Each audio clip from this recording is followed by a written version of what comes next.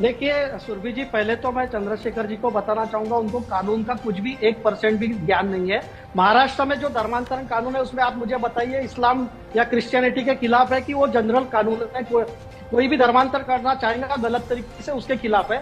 और आपके नॉलेज के लिए 1967 से कानून है, ओडिशा में कानून बना है, हर राज्य में कानून बना है और वो सुप्रीम कोर्ट में चैलेंज हुआ है। आर्टिकल 14 और आर्टिकल 15 में सुप्रीम कोर्ट का जजमेंट है। आपको अपना धर्म ये करने की पूरी फ्रीडम है, लेकिन आप किसी को कन्वर्ट करने की आजादी नहीं है, सुप्रीम कोर्ट का जजमेंट है। और आप उद्धव बाला साहब ठाकरे जी के पार्टी से आ रहे हैं, आपको शर्म आनी चाहिए। बाला साहब ठाकरे हिंदुत्ववादी थे, आप इनको समर्थन कर रहे हैं। आप जो बात कर रहे हैं ना, वो हिंदुत्ववादी की बात नहीं कर रहे हैं। आप अपना पॉलिटिकल उल्लू सीधा कर रहे हैं। आप इस चीज की बात मत करिए, आप हिंदू हितैषी की बात मत करिए। आप सबसे बड़े एंटी हिंदू पार्टी हैं पूरे भारत में, ये बता दे रहा हूँ आपको।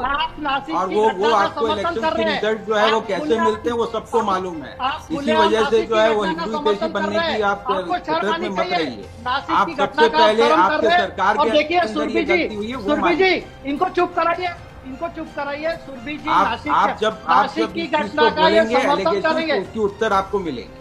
देखिए सुरभि जी, नासिक की घटना का इन्होंने खंडन नहीं किया, इनका ये समर्थन दिख रहा है। और दूसरा, जैसे नक्सलवादी आर्म्स उठाते हैं और अर्बन नक्सल उनको कवर फायर देते हैं, वैसे ही ये इकोसिस्टम के पार्ट है। अरे तो अर्बन नक्सल अरे भाई साहब, अर्बन नक्सल कहाँ से पैदा किया है? आपको कुछ नॉलेज नहीं है। आप हिंदू धर्म के बारे में आज यहाँ टीवी पे बोल रहे तो आप भी अर्बन नक्सल है क्या? अरे भाई साहब, आपको तब आप एलिगेशन लगाते हैं अर्बन नक्सल के, आपका डेफिनेशन अर्बन नक्सल का आपको मालूम है? बैठिए, ये गजवा हिंद और ये पॉलिटिकल इस्लाम के तहत ये कन्वर्शन हो रहा है, ये पूरी तरीके से साजिश है।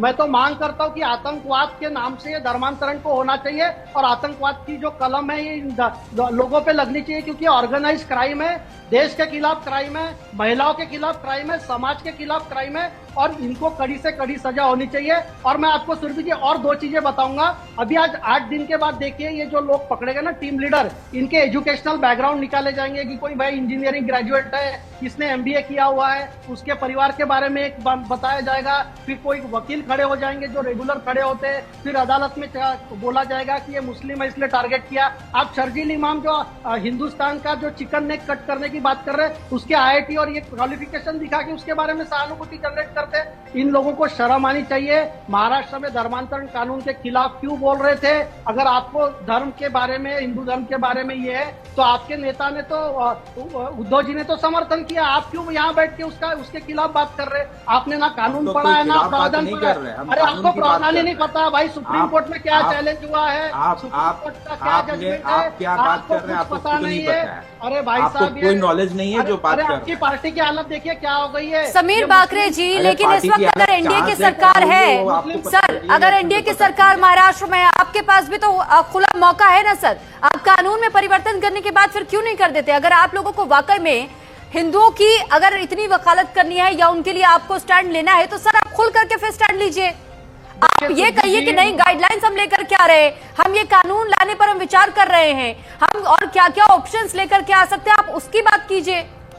सुरभि जी, हमने लव जिहाद के खिलाफ या धर्मांतरण कानून लाया हुआ है, जिसमें कोई भी जबरदस्ती धर्मांतरण करेगा उसको कड़ी से कड़ी सजा है। सर महाराष्ट्र में धर्मांतरण को लेकर के प्रॉपर कोई कानून नहीं है सर, ये IPC की धाराओं में आता है, BNSS के धाराओं में आता है सर। सुरभि जी रुकिए, अभी लेटेस्ट में जो हमारी असेंबली हुई है उसमें धर्म स्वातंत्र कानून पास हुआ है, वो धर्मांतरण को ही एड्रेस कर रहा है। और महाराष्ट्र में कानून पास हुआ है देवेंद्र जी के नेतृत्व में, और इसमें कड़ी से कड़ी सजा। पास होने में और कानून बनने में भी अंतर है सर, इसलिए मैं आज की सिचुएशन के हिसाब से बात कर रही हूँ। महाराष्ट्र की सरकार है, पुलिस है, इसलिए सब मामले बाहर आए। कांग्रेस की सरकार रहती तो आज तो इन्होंने और उनको अवार्ड दिए रहते अलग अलग टाइप के कि भाई आप क्या क्या काम कर रहे हैं। आप तेलंगाना में देखिए क्या हो रहा है, कर्नाटक का तो धर्मांतरण कानून इन्होंने बदल दिया आने के बाद। तो देखिए, ये जो हमारे इलेक्शन के चक्कर में हिंदू समाज में जाति का फूट डालना और ये जिहादियों का समर्थन करना,